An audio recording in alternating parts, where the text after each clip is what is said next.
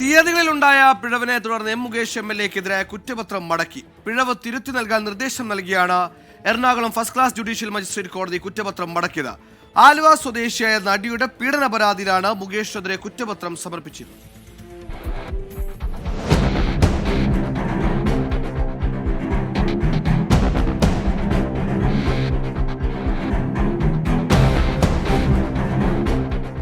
ആലുവ സ്വദേശിയായ നടിയെ സിനിമയിൽ അവസരം വാഗ്ദാനം നൽകി പീഡിപ്പിച്ചുവെന്ന പരാതിയിൽ MLA ആയ മുകേഷിനെതിരെ സമർപ്പിച്ച കുറ്റപത്രമാണ് കോടതി അന്വേഷണ സംഘത്തിന് മടക്കിയത്.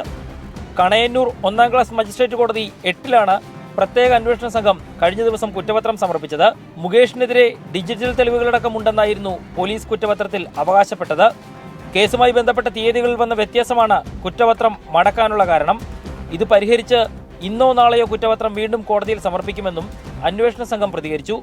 ശക്തമായ തെളിവുകളാണ് MLA-ക്കെതിരെ ശേഖരിച്ചതെന്നും അതിന്റെ അടിസ്ഥാനത്തിലാണ് കുറ്റപത്രം തയ്യാറാക്കിയതെന്നും അന്വേഷണ സംഘം വ്യക്തമാക്കി. എസ് ശ്യാംകുമാർ, 24, കൊച്ചി.